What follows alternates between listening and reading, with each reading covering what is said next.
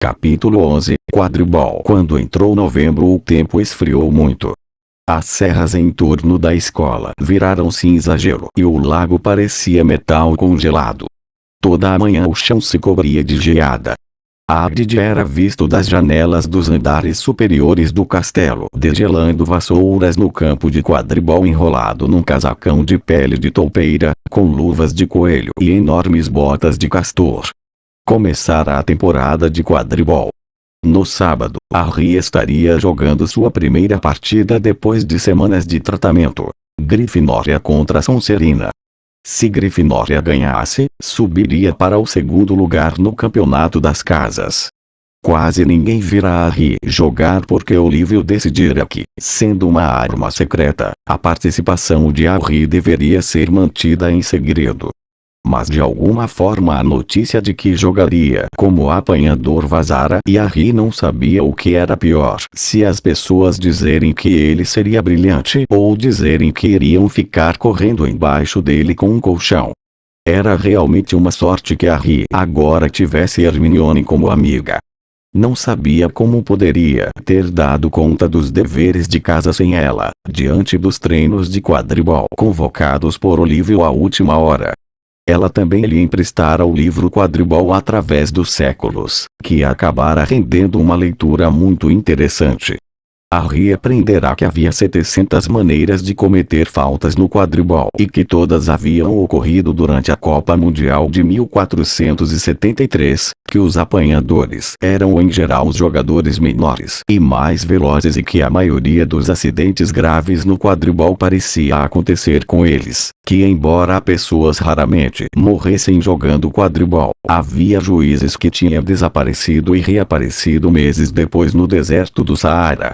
Hermione tornara-se menos tensa com relação às infrações ao regulamento desde que Harry e Ron a tinham salvado do trasgo montanhês e se tornara uma pessoa mais simpática. Na véspera da primeira partida de quadribol de Harry, os três foram até a quadra congelada durante o intervalo das aulas, e ela fizera aparecer para eles um fogo azulado muito vivo que podia ser levado para toda parte em um frasco de geleia. Achavam-se parados de costas para o fogo, se esquentando, quando Snape atravessou o pátio. Harry reparou logo que Snape estava mancando. Harry, Ron e Hermione se aproximaram mais para esconder o fogo com o corpo. Tinham certeza de que era proibido. Infelizmente alguma coisa em suas caras culpadas atraiu a atenção de Snape. Ele veio mancando até onde eles estavam. Não vira o fogo, mas parecia estar procurando uma razão para ralhar com eles. Que é que você tem aí, Potter? Era o quadribol através dos séculos. Harry mostrou-o. Os livros da biblioteca não podem ser levados para fora da escola, falou Snape. Me dê aqui. -5 pontos para a Grifinória. Ele acabou de inventar essa regra, murmurou Harry com raiva, enquanto Snape se afastava. Que será que houve com a perna dele? Não sei, mas espero que esteja realmente doendo, falou Ron com azedume. A sala comunal da Grifinória estava muito barulhenta aquela noite. Harry, Ron e Hermione sentaram-se junto a uma janela. Hermione verificava os deveres de Harry e Ron para a aula de feitiços. Ela nunca os deixava copiar. Como é que vocês vão aprender? Mas ao lhe pedirem para ler os trabalhos, eles recebiam as respostas certas do mesmo jeito. Harry sentia-se inquieto. Queria de volta quadribol através dos séculos, para se distrair do nervosismo que a partida do dia seguinte estava lhe provocando. Por que deveria ter medo de Snape? Levantou-se e disse a Ron e Hermione que ia pedir a Snape para lhe devolver o livro. Antes você do que eu, responderam eles juntos, mas Harry tinha a impressão que Snape não iria recusar se houvesse outros professores ouvindo. Ele foi à sala dos professores e bateu à porta. Não obteve resposta. Bateu outra vez. Nada. Talvez Snape tivesse deixado o livro na sala. Valia a pena tentar. Entreabriu a porta e espiou para dentro e deparou com uma cena horrível. Snape e Filch estavam lá dentro sozinhos. Snape segurava as vestes acima do joelho. Uma das pernas sangrava, lacerada. Filch entregava ataduras a Snapé. Droga, dizia Snapé. Como é que se pôde ficar de olho em 3 cabeças ao mesmo tempo? Harry tentou fechar a porta sem fazer barulho, mas, Potter. O rosto de Snapé contorceu-se de fúria ao mesmo tempo em que ele largava as vestes para esconder a perna. Harry engoliu em seco. Eu vim saber se o senhor poderia devolver o meu livro. Saia. Saia. Harry saiu, antes que Snapé pudesse descontar algum ponto de Grifinória. E voltou correndo para baixo. Conseguiu? Perguntou Rony quando Harry se reuniu a eles. Que aconteceu? Num murmúrio, Harry lhes contou o que vira. Sabe o que isso significa? Terminou sem fôlego. Ele tentou passar pelo cachorro de 3 cabeças no dia das bruxas. Era para lá que estava indo quando o vimos. Ele quer a coisa que o cachorro está guardando. E aposto a minha vassoura como ele deixou aquele trasgo entrar, para distrair a atenção de todos. Os olhos de Hermione estavam arregalados. Não. Ele não faria isso. Sei que ele não é muito simpático, mas não tentaria roubar uma coisa que Dumbledore estivesse guardando as 7 chaves. Sinceramente, Hermione, você pensa que todos os professores são santos ou coisa parecida, disse-lhe Rony com rispidez. Concordo com Harry, acho que Snapé faria qualquer coisa. Mas o que é que ele está procurando? O que é que o cachorro está guardando? Harry foi se deitar com a cabeça zunindo com aquela pergunta. Neville roncava alto e Harry não conseguia dormir. Tentou esvaziar a cabeça, precisava dormir, tinha de dormir, ia jogar sua primeira partida de quadribol dentro de algumas horas. Mas a expressão no rosto de Snapé quando Harry vira sua perna era difícil de esquecer. O dia seguinte amanheceu muito claro e frio. O salão principal estava impregnado com o cheiro delicioso de salsichas e com a conversa animada de todos que aguardavam ansiosos uma boa partida de quadribol. Você tem que comer alguma coisa. Não quero nada. Só um pedacinho de torrada, tentou persuadi-lo Hermione. Não estou com fome. Harry se sentia péssimo. Dentro de 1 hora estava entrando na quadra. Harry, você precisa de energia, disse Simas Finnegan. Os apanhadores são sempre os que acabam aleijados pelo outro time. Obrigado Simas, respondeu Harry, observando Simas amontoar ketchup sobre as salsichas. Aí pelas 11 horas a escola inteira parecia estar nas arquibancadas que cercavam o campo de quadribol. Muitos estudantes tinham levado binóculos. Os lugares ficavam no alto, mas às vezes, ainda assim era difícil ver o que acontecia. Rony e Hermione se reuniram a Neville, Simas e Dino, o fã do time de 2ª divisão na fileira do alto. Como uma surpresa para Harry, eles tinham pintado uma grande bandeira em um dos lençóis que Perebas roera. Dizia, Potter para presidente e Dino, que era bom em desenho, tinha pintado o grande leão de Grifinória embaixo. Depois Hermione apelará para um feiticinho para fazer a tinta brilhar multicolorida. Entre mentes, nos vestiários, Harry e o restante do time estavam vestindo as roupas vermelhas de quadribol. Sonserina iria jogar de verde. Olivia pigarreou pedindo silêncio. Muito bem, rapazes. E moças, acrescentou a artilheira Angelina Johnson. E moças, concordou Olívio. Está na hora. O jogaço, disse Fred. O jogaço que estávamos esperando, explicou Jorge. Já conhecemos o discurso de Olívio de cor, comentou Fred para Harry. Fizemos parte do time no ano passado. Calem a boca, vocês dois, mandou Olívio. Este é o melhor time que Grifinória já teve nos últimos anos. Vamos vencer. Sei que vamos, e encarou os jogadores como se dissesse ou vão ver. Certo. Está na hora. Boa sorte para todos. Harry acompanhou Fred e George na saída do vestiário e, esperando que seus joelhos não cedessem, entrou na quadra debaixo de Vivas. Madame Osh era a juíza. Estava parada no meio da quadra esperando os dois times, de vassoura na mão. "Quero ver um jogo limpo, meninos", disse quando estavam todos reunidos à sua volta. Harry reparou que ela parecia estar falando particularmente para o capitão de Sonserina, Marcus Flint, um aluno do 5º ano. Harry achou que Flint tinha sangue de trasgo. Pelo canto do olho viu a bandeira, que piscava Potter para presidente, tremulando sobre as cabeças dos espectadores. Seu coração perdeu um compasso. Ele se sentiu mais corajoso. "Montem nas vassouras, por favor", Harry subiu na sua Nimbus 2000. Madame Osh puxou um silvo forte no seu apito de prata. 15 vassouras se ergueram no ar. Fora dada a partida. E a Goles foi de pronto rebatida por Angelina Johnson de Grifinória. "Que ótima artilheira é essa menina, e bonita, também." "Jordan." "Desculpe, professora." O amigo dos gêmeos Weasley, Lino Jordan, estava irradiando a partida, vigiado de perto pela professora Minerva.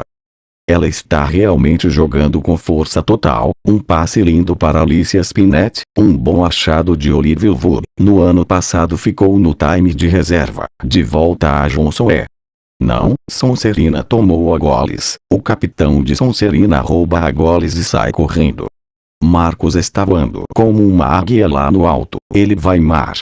Não, foi impedido por uma excelente intervenção do goleiro de Grifinória, Olívio, e Grifinória fica com a Goles. No lance a artilheira Katia Bell de Grifinória, dá um belo mergulho em volta de Marcus e sobe pelo campo.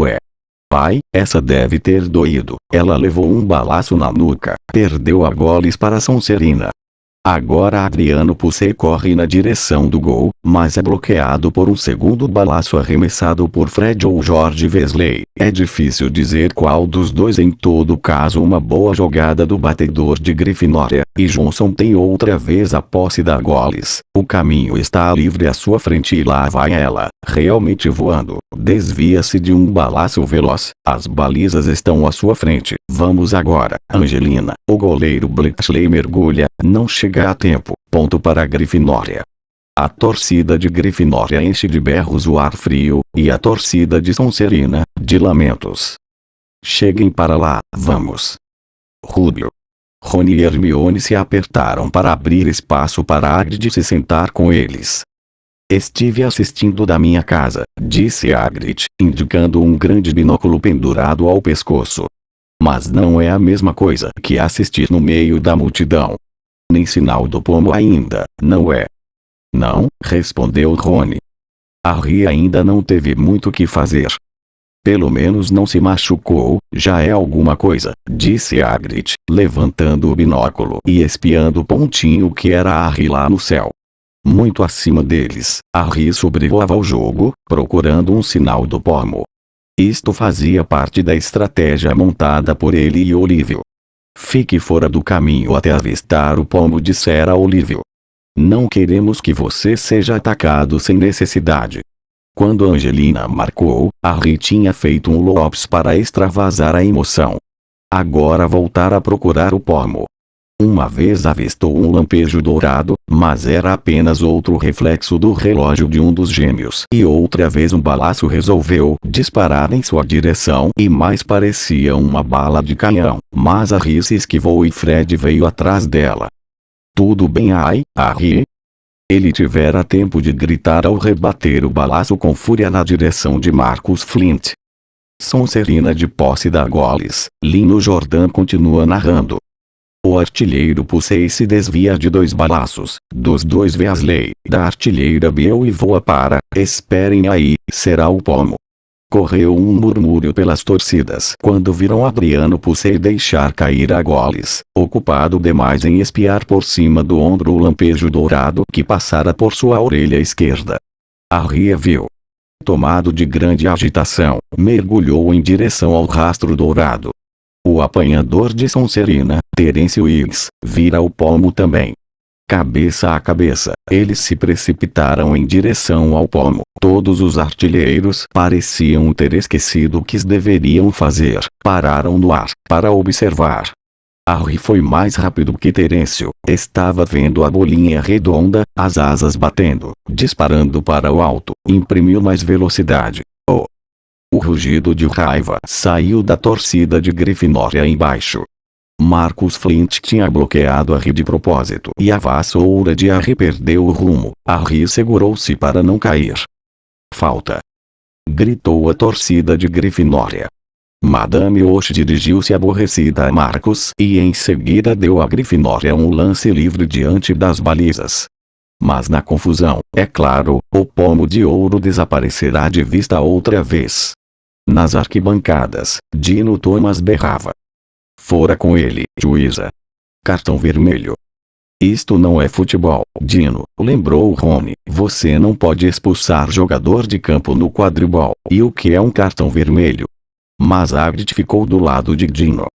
Deviam mudar as regras. Marcus podia ter derrubado Harry no ar. Lino Jordan estava achando difícil se manter neutro. Então, depois dessa desonestidade óbvia e repugnante, Jordan, ralhou a professora Minerva. Quero dizer, depois dessa falta clara e revoltante. Jordan, estou lhe avisando. Muito bem, muito bem. Marcus quase matou o apanhador da Grifinória, o que pode acontecer com qualquer um, tenho certeza, portanto uma penalidade a favor de Grifinória. Spinnet bate para fora, sem problema, e continuamos o jogo, Grifinória ainda com a posse da bola. Foi quando Harry se desviou de mais um balaço, que passou com perigoso efeito ao lado de sua cabeça, que a coisa aconteceu. Sua vassoura deu uma perigosa e repentina guinada. Por uma fração de segundo ele achou que ia cair. Segurou a vassoura com firmeza com as duas mãos e os joelhos.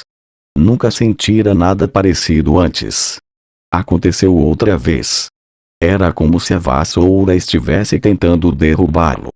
Mas uma Nimbus 2000 não decidia de repente derrubar seu cavaleiro. Harry tentou voltar em direção às balizas de Grifinória, tensionava avisar Olívio para pedir tempo, e então percebeu que a vassoura se descontrolara. Não conseguia virá-la, mas conseguia dirigi-la. Ela zigue-zagueava pelo ar e de vez em quando fazia movimentos bruscos que quase o desequilibravam. Lino ainda comentava. Sonserina ainda com a posse, Marcus com a Goles, passa por Spinnet, por Bale, atingido no rosto com força por um balaço. Espero que tenha quebrado o nariz. É brincadeira, professora, Sonserina marca. Ah, não. A torcida da Sonserina vibrava. Ninguém parecia ter notado que a vassoura de Harry estava se comportando de maneira estranha. Carregava-o lentamente cada vez mais alto, afastando-se do jogo, dando guinadas e corcoveando pelo caminho. Não sei o que Harry acha que está fazendo, resmungou Hagrid. E espiou pelo binóculo.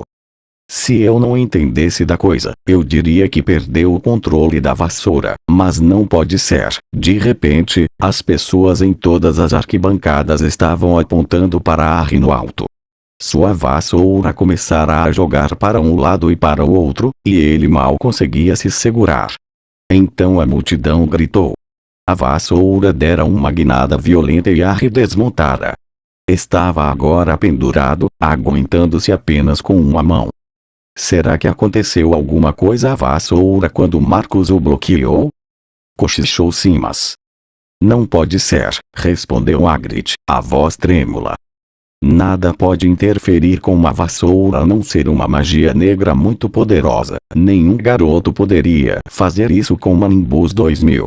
Ao ouvir isso, Hermione agarrou o binóculo de Hagrid, mas ao invés de olhar para Harry no alto, começou a espiar agitadíssima para a multidão. Que é que você está fazendo? Gemeu Rony, o rosto branco. Eu sabia! Exclamou Hermione. Snape! Olhe! Rony agarrou o binóculo. Snape estava no centro das arquibancadas do lado oposto. Tinha os olhos fixos em Harry e movia os lábios sem parar. Ele está fazendo alguma coisa. Ele está azarando a vassoura. Disse Hermione. Que vamos fazer? Deixem comigo. Antes que Rony pudesse dizer mais nada, Hermione desapareceu. Rony tornou a apontar o binóculo para Harry. A vassoura vibrava com tanta força, que era quase impossível a Harry se aguentar por muito mais tempo. A multidão se levantara, acompanhara com os olhos, aterrorizada. Os gêmeos Weasley voaram para tentar transferir a Harry a salvo para uma de suas vassouras, mas não adiantou. Toda vez que se aproximavam dele, a vassoura subia mais alto. Mantiveram-se em um nível mais baixo fazendo círculo sob Harry, obviamente na esperança de apará-lo se caísse. Marcus Flint apoderou-se da Goles e marcou 5 vezes sem ninguém reparar. Anda logo, Hermione, murmurou Rony desesperado. Hermione abrira caminho até a arquibancada onde estava Snape e agora corria pela fileira atrás dele. Nem parou para pedir desculpas quando derrubou o professor que riu de cabeça na fileira da frente. Ao chegar perto de Snape, ela se agachou, puxou a varinha e disse algumas palavras bem escolhidas. Chamas vivas e azuladas saíram de sua varinha para a barra das vestes de Snape. Levou talvez uns 30 segundos para Snape perceber que estava em chamas. Um grito súbito confirmou que Hermione conseguira o seu intento. Recolhendo o fogo num frasquinho que trazia no bolso, ela retrocedeu depressa pela mesma fileira. Snape nunca saberia o que acontecera. Foi o suficiente. No alto, Harry conseguiu de repente voltar a montar a vassoura. Neville, pode olhar, disse Rony. Neville passara os últimos 5 minutos soluçando no casaco de Hagrid. Harry estava voando rápido de volta ao chão quando a multidão o viu levar a mão à boca como se fosse vomitar. Ele pousou no campo de cartas, tossiu e uma coisa dourada caiu em sua mão. Apanhei o pomo! Gritou, mostrando no alto, e o jogo terminou na mais completa confusão. Ele não agarrou o pomo, ele quase o engoliu. Continuava a esbravejar Flint 20 minutos depois, mas não fez diferença. Harry não infringira nenhuma regra. Ele no jornal continuava a gritar alegremente o resultado. Grifinória ganhara por 170 pontos a 60. Harry, porém, não ouvia nada disso. Hagrid lhe preparava no casebre uma xícara de chá forte, em companhia de Rony e Hermione. Foi Snape, explicou Rony. Hermione e ouvimos.